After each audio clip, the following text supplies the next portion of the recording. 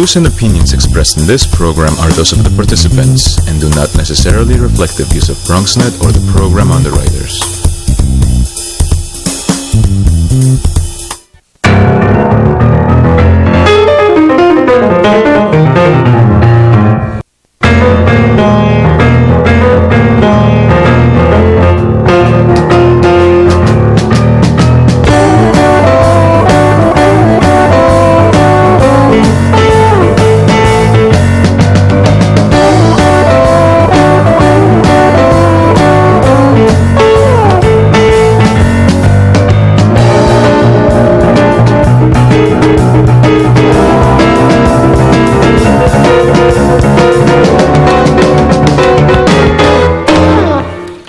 Good evening and welcome to Bronx Talk. The original Bronx courthouse on 163rd Street, which was actually the very place that our 100-year-old borough was incorporated, has stood empty for generations. It was phased out of use in the 30s and 40s with the building of the 161st Street and Grand Concourse Courthouse that we're all familiar with.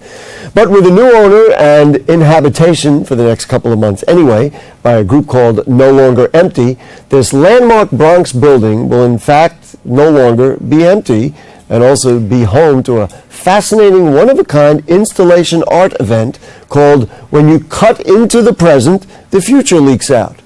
Tonight we bring you up to date on this incredible building, maybe what its future might hold, and more importantly talk about No Longer Empty and their exciting exhibit that will open this week on Thursday, as a matter of fact. We're on tape tonight. There won't be phone calls, but if you would like to weigh in with questions or comments, then email them to us, BronxTalk@BronxNet.org, or post them on our Facebook page, and we read them on the air during a future edition of our program. For the here and now, the chief curator and founder of No Longer Empty, it's Manon Sloan. Thank you for joining us. Thank you for having me. Let's start with No Longer Empty. Who is No Longer Empty? So No Longer Empty is a 5-year-old organization, and our mission is to expand audiences for contemporary art by staging these site-specific exhibitions with attendant educational and cultural programming in underutilized buildings in the heart of communities. So we're very much about spreading the access to contemporary art, spreading arts education, and making people feel really comfortable encountering art. What is, it was interesting to me, and it was kind of a bit of discovery just preparing for the program. This is not only in the Bronx or in the city, you've got a larger reach, am I to understand that? Absolutely. I mean, we've done 18 exhibitions over all the 5 boroughs. So this is our second time in the Bronx. So we were here in 2012 when we opened the Andrew Freeman House, an exhibition called This Side of Paradise. So we're thrilled to be back. How do you select places that you kind of say, wait a minute, that's empty and we want to make it no longer empty? So we look at places that have a really interesting narrative like this one, places that can be returned to the community. I mean, as you mentioned, this building has been closed to the public for over 37 years, just as the Andrew Freeman home had been closed. In fact, it had never been open to the public. So in a certain way, these buildings, by our presence, are reclaimed by the public and, of course, have fabulous histories, fabulous narratives, and give amazing opportunities for artists to create work in these spaces. And that's where our site-specific response comes in, because it allows the artist to intersect with both the history and the architecture of the building. I guess all of us would be happy for any new art exhibit. Certainly that courthouse has been, I talked about briefly about the history of it. It's been sitting like that in the center of, a heart really of a very important community in the Bronx. Is there a permanent aspect to it, or do you basically do it and then hope you're going to inspire things? Can you talk about maybe some areas, even in Brooklyn and Queens or somewhere else, where you've gone in there and your presence now has really blown the thing up? Sure. So in the Andrew Freeman home, we did our 20th anniversary show there. Our viewers know that. So we're really very interested in legacy, not just an opportunistic use of a site, what happens to it afterwards. And we've been fairly fortunate in that many of our exhibitions, once the community or the owner has seen what a presence art and community access can give and revitalize the neighborhood, have been very happy. Like the Andrew Freeman home, I think that's an incredible example. It's continued to be a place for education, for exhibitions, for theater, and the bedrooms which we reclaimed for the art exhibition are now artist studios. So I think that's a really great example of how our temporary use can activate a very powerful future use for a building. You know what I really like, and of course you'd be preaching to the choir in this borough and on this show, is the use of local artists. It's not like you go and say, well, okay, now let's bring in people from anywhere else and have them show in the Bronx. Talk about the integration of this project with the local arts community, how that worked, who was selected to exhibit. You know, did people have to audition, or did you just kind of talk to friends? Give us a whole spectrum of how you use local art, and not only are we reclaiming facility, but we're also reclaiming or helping artists grow and expand. Oh, it's a long answer, so I'll try to be succinct. Oh, that's okay. We've got a whole half hour here on our program. All right, so if I can go back to how we begin with site. Every exhibition begins with an extensive research into the history of the site, the neighborhood that it's in, how that has changed, what are the schools that serve the area, what are schools like public schools? Absolutely. What are the social services that serve the area, what are the arts organizations, the cultural organizations, and all that research goes into our planning of both the exhibition and the programming. So, of course, doing studio visits to the local artists is absolutely part of our research. And from the research that we do over these several months before we even launch the theme of the exhibition, we're starting to understand the history, to understand the narrative, and we share that with artists. And as the theme is bubbling up and we're meeting artists, we look at what their, how their work is applicable to the theme. And then we give them the opportunity, as I say, to create site-specific work, either in relationship to the histories that we've uncovered, to their own research, and many of them do a lot of their own research, and they choose particular niches in the building. We don't keep it exclusively local, because we want also through our exhibitions to encourage people into an area. And so, which is also, of course, how you grow the area and grow the arts and make the area a center of focus on a larger scale. Okay. So our exhibitions will typically have, and this isn't a formula, but they typically will have a group of very local artists, citywide artists, national and international. And of course, each of the artists comes with their own constituents, so it brings hundreds, if not thousands, of people to the exhibition. And it's great for the local artists to have that much larger focus on the exhibition that comes with that broader viewpoint. And at the beginning of each exhibition, we do something that I think is really special. We bring all the artists in the exhibition together, and they all share their projects. And so sometimes interesting collaborations occur for that. So it's very much an organic growth of an exhibition. But as I say, it strongly begins in the local. I had to laugh to myself when you said something like, well, we don't really have a formula, but of course any art, you start with a formula, and then of course if you're free thinking, you can develop and grow it.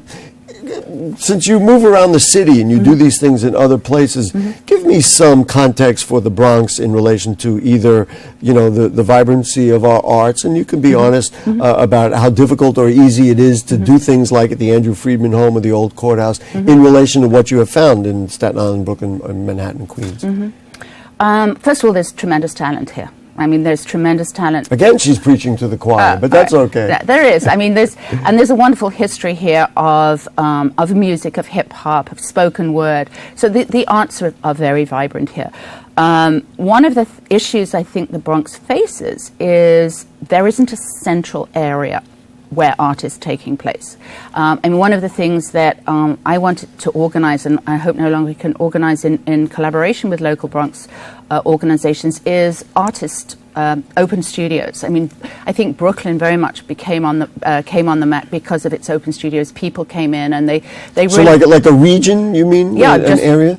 Yeah. I mean, so there's very specific areas in Brooklyn where a lot of artists, or in Queens now, in Long Island City, where a lot of artists congregate. The Bronx is much more spread out. But just if I can interject. Yeah. So just thinking what I know and what we've represented on the show, we've had certainly artists from City Island and artists from Riverdale, and numerous artists from the South Bronx. There's a lot of talk about the most southern part of our borough, you know, with its loft space and everything else, becoming that kind of district. Is that like what you quietly, other than I just publicized it, have your eye on, that maybe that would be the kind of thing? Or let me just give you an alternative vision. Maybe we're better off like this because it's coming from all different corners of the borough.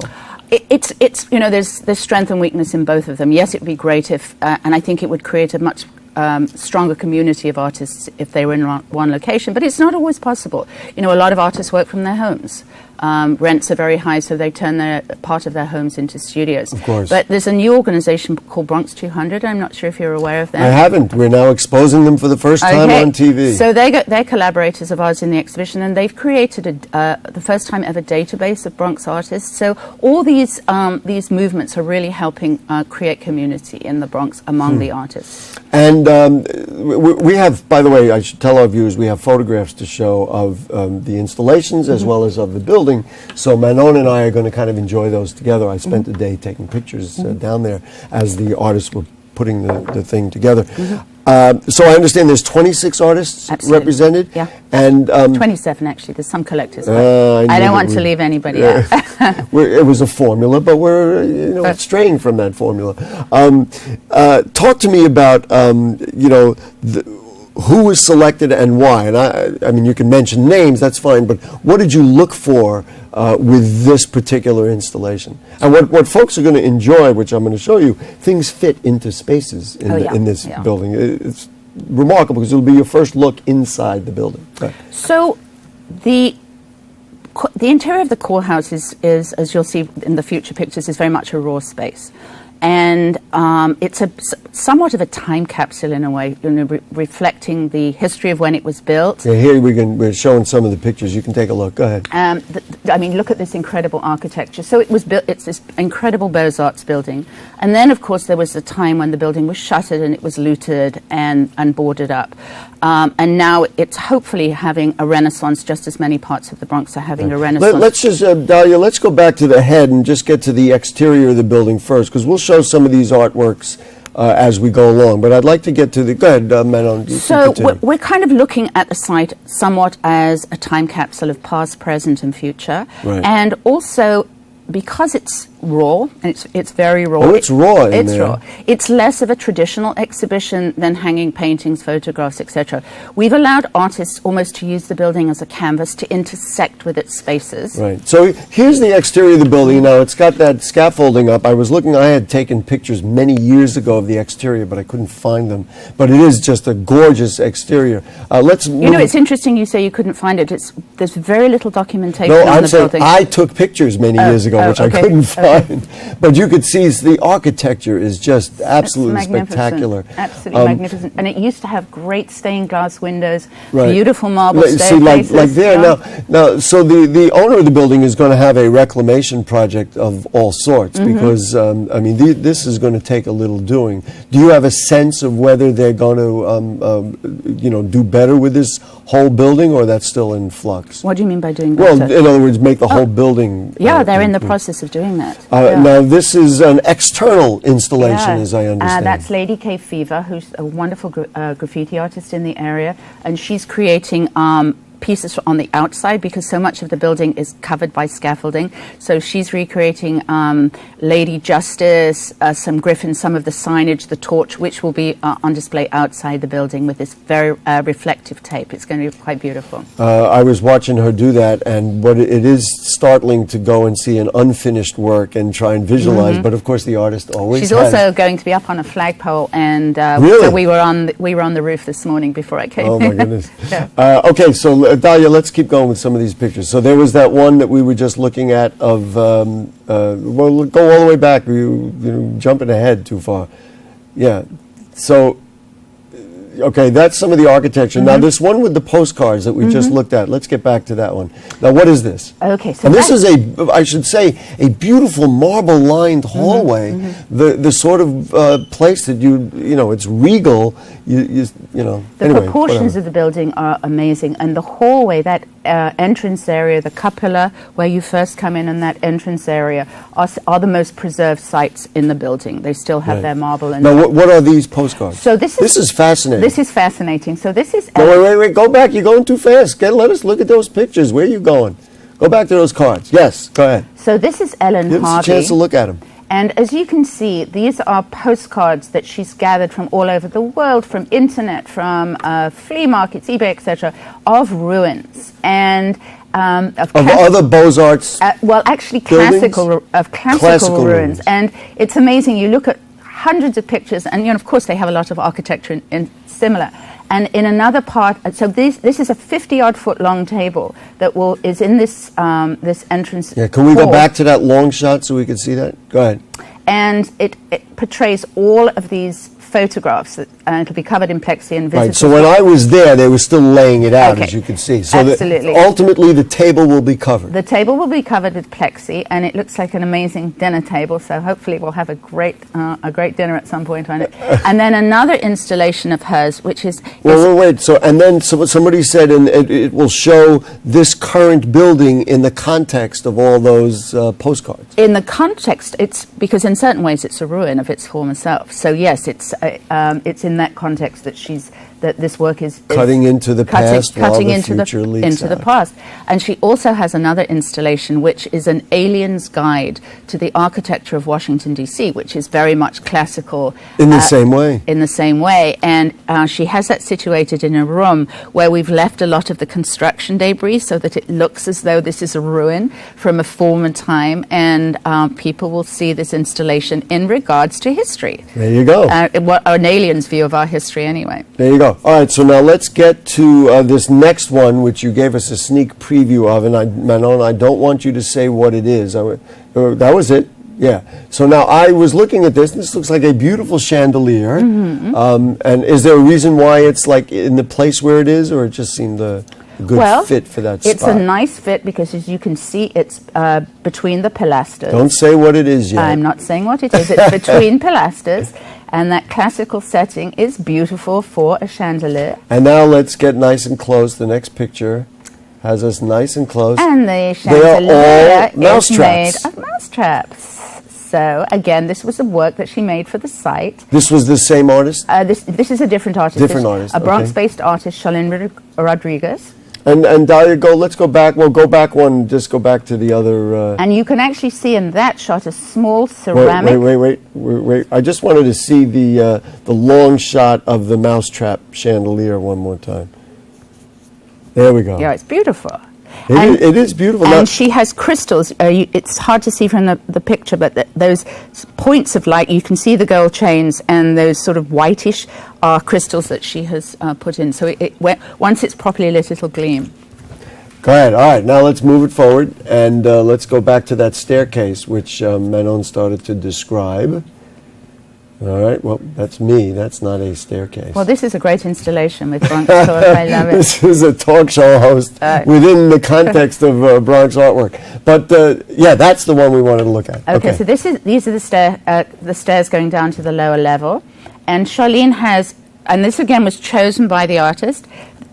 This. All right, so now let's go to the next picture. This ruin, it's a little ceramic that she decided to Dahlia, let's insert get into to the that. next picture. So let's do it. What's wonderful. There it is. So what's wonderful, as you go through the building, you will really discover the architecture and art in the most unimagined places. Yes, so, well, I looked at that staircase and I was like, well, I guess they have a little more work to do on that staircase. And then we found this little guy. And actually, is that a toilet that he's sitting at? Oh, you know It what? might be. I think they put a little bathroom in there. It's a toilet, and she's certainly got hair, curlers in her hair, and looks like sorting some laundry. Well, so that's what's going on in the interior. That's what's going on. All right, let's see what the next one is. What do we got? Do we have that next one? These are, to me, okay, so now what is this? So we're in the lower level. We're actually occupying three stories of the building, the lower level, the ground floor, and the first floor. And here, those were the stairs in the back that you saw when we were in Charlene's piece coming down into the lower level. And we have some incredible sound work there. sound installations, and it's sort of has a really spooky atmosphere Well, down there. now when I walked through there and took these photographs, you know, usually when you say, well, okay, they're coming into a building to show an exhibit, the kind of the raw aspect of it would be disturbing.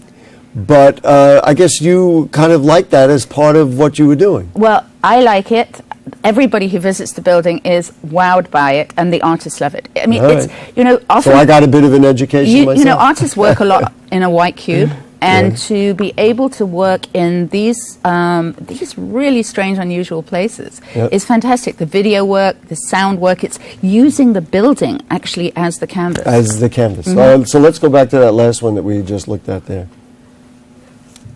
There. Now this used. I thought it used. It was placed in an interesting spot, art, right? Yeah, it was placed in an interesting spot, and it also had, you know, interesting use of light, reflective light. So what is this? So this is only the very beginning of a piece. I was aware of that. Yeah. Using building block material, and it's Onyeda Kochuke, and he is going to build a type of staircase, and above where he is, there's a big cutout that you can see into the next floor. The next floor, and yeah. so the idea is that you can go up this structure and there'll be images of clouds and sky up there. So it's like climbing into the sky.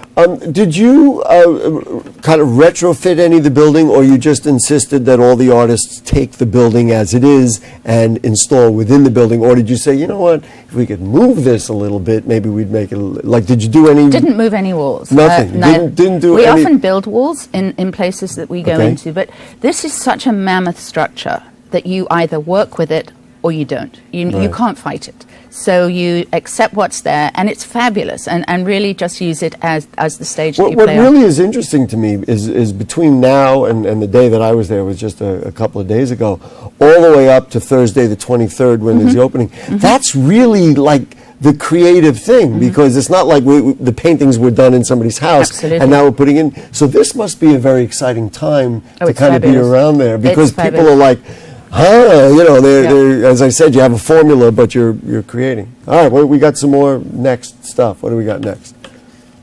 Okay, now this was interesting. So this is a piece by Xavier Simmons, and this piece has very much used the history of the courthouse, and quite a few pieces in the exhibition have related to the courthouse as a sign of as a place of justice or lack thereof. Which it was. And so a lot of artists and our Curate Teens program are very much reflecting on issues of racial and social justice. Okay. But Now the next one gives you an idea of what these words are. Oh, this is, I guess, part of that same space. yeah, that we were looking and we have this is a mezzanine, and it's going to be a mezzanine and there's a mezzanine on the other side, and we have a hip hop piece that is in conversation with both sides of the There you balcony. go. I thought there was a closer photo. There it is. That's so you can see some of the words, and they read each line from left to right. Is how it works. Right. All right. And so what's next? What do we got next? This was another one being constructed. So of that course. is being constructed. This is Teresa Deal, and these structures are going to be threaded. There's hundreds of little nails that you can't see on the picture, and it's going to be threaded with fishing wire that has been dipped in resin. And so this is going to form a labyrinth through which people can walk, and when they touch the fishing wire, the way it's strung, it will create sound. And Really? speakers are going to, so it's the audience is actually going to activate the piece through their movements and sound. Now, and this, just out of curiosity, a Bronx artist or somebody from This the is outside? actually not a Bronx That's artist. a Bronx artist. That is not a Bronx artist. I'd be curious. We should get some of those artists and see how they feel about acting, moving in the Bronx. All right, we have one or two more toward the end here. This was part of that original piece we saw earlier. No, this is actually a different piece. Skouman Hastan is creating a timeline of the Bronx, of this building. So it's a historical timeline that she's pulled together documents from that she has unearthed that relate to the courthouse, some documentary photographs, and it really is giving a timeline of the building. So part of the time capsule idea. So now this event is going to be from Thursday the 23rd from 6 to 9. That is the That's opening. the opening. And there are 26 artists, 27, as you said, and counting. There's also Bronx Fashion Week that is going to be there on May 19th. Talk a little bit about, because you were telling me beforehand, that's kind of a seminal event in many ways. So to put that in context, we're doing a lot of collaborations with local Bronx organizations. This is really part of our model, working with them across the community, sharing audiences, giving new platforms. And we were thrilled to have Bronx Fashion Week because, as you know, hip-hop is a movement that began in the Bronx. Of course. And spread throughout the world. And the fashion connected to hip-hop also spread throughout the world. And so the fashion show is again going to blaze across the country, across the nation, what is being produced in the Bronx. So it's very exciting. You know, what I think it's interesting what you told me, and of course all of us in the Bronx know that hip-hop was created in the Bronx. We have many forms of music that originated here in the Bronx. But I guess a lot of us had not thought that fashion was also obviously associated with it, and so in a way this is a landmark event. So there's I think 27 fashion designers going to be presenting work. You don't want to say 26, and we added one for the. Well, you know, I mean, I can. Anyway, there's when you cut into the present, the future leaks out, and then also I think we have just some of the information about a Bronx Fashion Week. And the kickoff event is May 19th, and that will be the whole week. Bronx Fashion Week? There'll be different events throughout the week. Have I got time to point to some other projects that we're doing? You do. Okay, you do, of course. Excellent. So we're doing a really important collaboration with the Office of the Bronx District Attorney, who's been very, very supportive of the exhibition. And we're going to be, I don't have the final date, but we're going to be doing something called You Be the Judge in collaboration with them. In the same building? In the same building. Wow, how exciting. Yeah, it's very exciting. So it'll be unearthing a court case that took place there and reenacting it in let's say, 1912 or something. Well, yes, absolutely. During the history of the courthouse, and then the audience are going to be the jury. It's called You Be the Judge. Wow. And when do we look for that? That will be in May. Right. And then an ongoing project as well is a collaboration we're doing with the local branch of the New York Public Library, very much an oral history project, where we're collecting stories of the area of people's being in the courthouse, and these are going to become part of that oral history program. So you have real designs on saying, you know what, we're really going to make this no longer empty. Absolutely. That's the whole idea. Absolutely. And to find out about those and the events that we just talked about, they go to your website. Go to the website, nolongerempty.org. Which is easy to find. Easy to find. Manon Sloan, thank you so much. Been my Good luck pleasure. with the event. I hope a lot of people come out, not only to the opening, but then on into the exhibit will go all the way through mid-July. July 19th. And it's free? You can It's absolutely free. Wow. That's part of everything we do. That's great. Thank you so much. My pleasure. And Thank you. I hope folks will come out and enjoy the beautiful Bronx. If you do have further comments or questions on anything you heard on tonight's show or anything going on in the Bronx, you email them to us at bronxtalk@bronxnet.org or put them on our Facebook page, and we'll read them on the air during a future edition of our program. Please like the Bronx Talk Facebook page, and you can find out what we're doing on into the future.